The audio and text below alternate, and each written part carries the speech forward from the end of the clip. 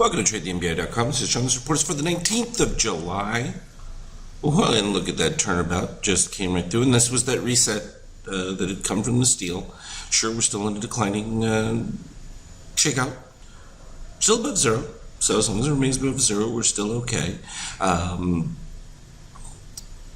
It still produced a little bit more of a decline. We came all the way down to the ABM green, which corresponded very nicely within our range of algo level retest there from the 5K chart that we've been looking at. And if we look at the ABM green was at 72 and a quarter, and it came right to it. Actually went to 74.50 for the low. So almost, not quite, but pretty darn close to it.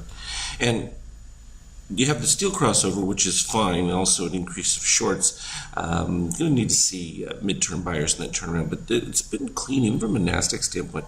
We don't have any dips below the red line. That didn't happen until we got really oversold back over here at the end of May. So this has been quite a significant run. And the euro, big bounce back in there, but we're just trading back and forth in this range. And this is what's going to happen as central banks look for weakness where they can exploit it and drive it. They really would prefer to have, at least the American side, a euro in the 115 plus range, and Europeans and the rest of the world who actually recognize that Europe isn't growing, don't see it that way. But I think the US Fed will win ultimately. It's just a question of how long.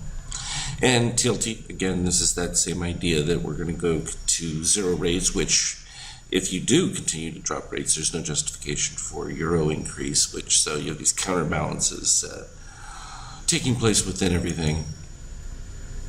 And oil, again, even with the issue of the Iranians seizing a ship in that, it's not helping them at all with oil prices at any rate, because OPEC is just not relevant anymore, and limitations there, as long as it's not something burning and blowing up, there's plenty of supply in a modestly growing economic environment. That said, the expectation that there's either going to be extreme turmoil or that the economy really is on the brink of either a breakout of inflation is really what's being priced into gold. Now, that can be priced in well into it in advance, but in this particular case, I think this has been a steady case of building with the understanding that it's going to take place, and so there needs to be a hedge, in particularly when you're seeing the debt numbers rise, and that, and it's becoming quickly one of those things where you can see the unsustainability. I remember being in California before the financial crisis and just saying, you reached a point where people were paying as much in property tax as they used to pay for a mortgage, and you're just like shaking your head like, is that really sustainable? I didn't think so at the time, and turned out to be right. Anyway, turning to our 5K charts, we had this big decline. We were talking about having that neutral coloring in between, and what happened was we ended up with that configuration that I talk about, where get the gold crossover of magenta here on the shakeout. At the same time, you're still below the negative 13.5. That usually has the most power to it, and the key is just following rising red DOC, and did that, almost got to the 50% line. But the beauty part of it is you're playing between the low algo here at 76 and the upper one at 88, and sure enough, it came all the way back up to the 88, rejected all the way back down to the 76, in which case it put in a new buy configuration, the same configuration setup. This time, you were already almost back at positive shakeout.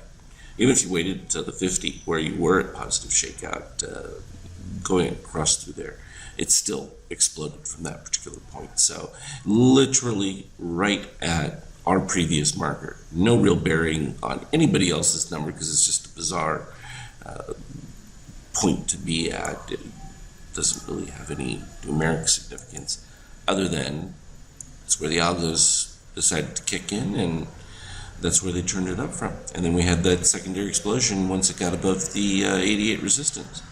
And so this was that range that I was talking about for accumulation. And then boom, pops out, blows up, and here we are again, back over 306.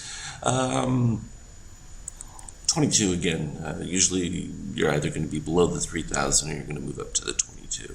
So that's just typically where that tends to draw itself. So no real major negative news that would cause any disrupt at this particular point, at least that we know of. So given that, I think we're just going to have some normal fluctuation with these still pretty good ranges.